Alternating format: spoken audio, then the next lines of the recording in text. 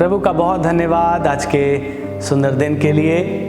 और एक बार फिर से अपना ध्यान हम प्रार्थना के विषय पर ले जाएं। आपको पता है इस पूरे वीक हम प्रार्थना के विषय में कोई ना कोई एक बात रोज सीख रहे हैं। और आज जो बात मैं आपके सामने रखना चाहता हूँ या आपसे कहना चाहता हूँ वो ये है, how long do we pray. किसी बात के लिए हमको कब तक प्रार्थना करनी चाहिए। बाइबल में लोगों ने अलग अलग ड्यूरेशन के लिए प्रार्थना करी। किसी ने 40 दिन करी, किसी ने 21 दिन करी, किसी ने 3 दिन करी। लोगों ने अलग अलग ड्यूरेशन में प्रार्थना की है। लेकिन ये सवाल मेरे और आपके सामने है, हम कौन सा पैटर्न यूज करें, कौन सा पैटर्न हमारे लिए कारगर होगा या जो हमारे लिए प्रार्थना का उत्तर लेकर आए। सवाल है, विचार है, how long do we pray. किसी एक बात के लिए हम कितने अंतराल तक प्रार्थना करते रहें। और सुनिए, इसका उत्तर है जो मैंने एक प्रभु के दास से सीखा, जो बहुत सुंदर है। उत्तर है, we pray till we get a grip of faith in our hearts. हम तब तक किसी विषय के लिए प्रार्थना करते रहें जब तक हमको हमारे हृदय में, हमारी आत्मा में विश्वास की पकड़ ना मिल जाए। Yes, that's the answer. मैं और आप तब तक किसी बात के लिए प्रार्थना करना नहीं छोड़ें जब तक हमको हमारी स्पिरिट में ये सेंसिंग ना हो जाए कि हमारी प्रार्थना सुन ली गई है और परमेश्वर ने उसका उत्तर दे दिया है ना। उत्तर वेरी कर सकता है।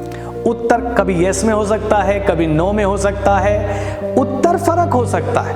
मैं ये नहीं कह रहा हूं कि अगर प्रभु हमें नो कहे फिर भी हम जिद करते रहें और नहीं प्रभु आपको यस कहना होगा। That is not a good thing to do. लेकिन जब तक मुझे और आपको हमारी आत्मा में विश्वास की पकड़ ना मिल जाए कि हमारी प्रार्थना ग्रहण हो गई, तब तक हमको प्रार्थना करना चाहिए। इसलिए प्रभु के सेवकों, प्रभु के दास दासियों, हम तब तक प्रार्थना करें जब तक हमको विश्वास की पकड़ ना मिल जाए। बाइबल में कुछ लोग हुए हैं, आप याद करिए, एलिया पहाड़ पर है और परमेश्वर से दुआ कर रहा है, प्रभु अब अकाल खत्म कर दीजिए और बारिश भेज दीजिए। और उसने प्रार्थना की और अपने सेवक को भेजा, बोला जा देख कोई बादल दिखाई दे रहा है। और सेवक लौट कर आया, उसने कहा नहीं नहीं स्वामी कोई बादल नहीं। एलिया फिर से प्रार्थना करने लगा, फिर दूसरी बार भेजा, फिर दास लौट कर आया, नहीं स्वामी कोई बादल नहीं है। आपको पता है एलिया ने 7 बार प्रार्थना करी और 7वीं बार के बाद जब उसका सेवक लौट कर आया, क्या बोला? एक हाथ भर का बादल, एक छोटा सा बादल दिखाई दे रहा है।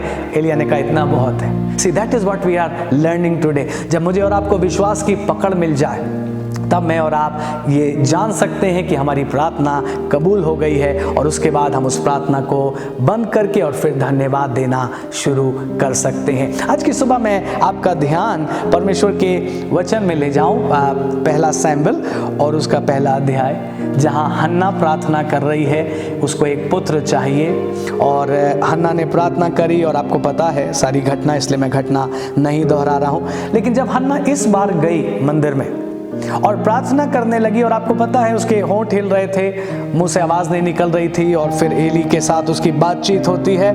पहला अध्याय 17 पद, एली ने कहा कुशल से चली जा, इज़राइल का परमेश्वर तुझे मन चाहा वर दे। ना मैं चाहता हूं आप एक बात ध्यान दीजिएगा, हन्ना की नीड बहुत समय से थी। ये पहली बार नहीं था जब हन्ना प्रार्थना कर रही थी। हन्ना हर वर्ष अपने पति के साथ परमेश्वर के मंदिर में जाती और शायद हर वर्ष बिना रुके वो प्रार्थना करती होगी, परमेश्वर तू मुझे संतान की आशीष दे दे। हन्ना ने पहले भी कई बार प्रार्थना करी लेकिन उसका उत्तर अभी तक नहीं आया। लेकिन क्या हन्ना ने प्रार्थना करना बंद कर दिया? नो, हन्ना प्रार्थना करती रही। क्या उसने परमेश्वर के घर जाना बंद कर दिया? नो, वो परमेश्वर के घर जाती रही, प्रार्थना करती रही। और इस बार मुझे नहीं पता ये कितनी बार के बाद हुआ है, I don't know how many times, but इस बार कुछ हुआ। हन्ना ने प्रार्थना करी और एली ने उस पर ध्यान दिया और एली ने उसको आशीर्वाद दिया। एली ने कहा कुशल से चली जा बेटी, परमेश्वर तुझे मुंह मांगा वर दे। और फिर 18वां पद, उसने कहा तेरी दासी तेरी दृष्टि में अनुग्रह पाए। तब वो स्त्री चली गई और खाना खाया, और इस लाइन पर ध्यान दीजिए, और उसका मुंह फिर उदास न रहा।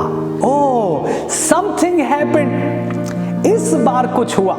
हन्ना ने पहले भी कई बार प्रार्थना करी, लेकिन पहले ये अनुभव नहीं आया।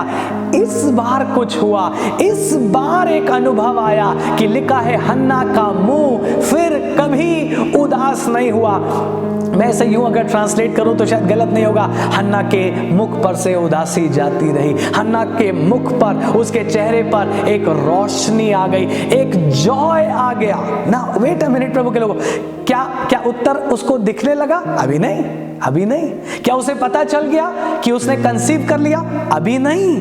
लेकिन फिर भी हन्ना के मुंह पर से उदासी चली गई। यही तो हम सीख रहे हैं। हमें कब तक प्रार्थना करनी है? जब तक हमको विश्वास की पकड़ ना मिल जाए, जब तक हमें ग्रिप ऑफ फेथ ना मिल जाए कि जो हम परमेश्वर से मांगने गए थे वो परमेश्वर ने सुन लिया है, ग्रहण कर लिया है और हमको दे दिया है। सो अपने प्रार्थना के जीवन में बलवंत होते जाएं, प्रार्थना करें और तब तक करते रहे जब तक आपको स्पिरिट में, आपके हार्ट में ग्रिप ना मिल जाए कि परमेश्वर ने आपकी दुआ को सुन लिया है। और मेरी ये दुआ है, काश प्रभु आपको हन्ना जैसा ये एक्सपीरियंस दे कि जब भी आपकी दुआएं परमेश्वर के सम्मुख कबूल हों, आपको सेंस हो जाए, आपको आत्मिक आभास हो जाए, आपको मालूम पड़ जाए कि परमेश्वर ने आपकी प्रार्थना को सुन लिया है। आपके अंदर जॉय आ जाए, आपके अंदर पीस आ जाए, आपकी उदासी चली जाए और परमेश्वर की ओर से एक अश्योरेंस आ जाए कि प्रभु ने आपकी प्रार्थना को सुन लिया है और वो अपने समय में जरूर उत्तर को भेज देगा। सो परमेश्वर को धन्यवाद।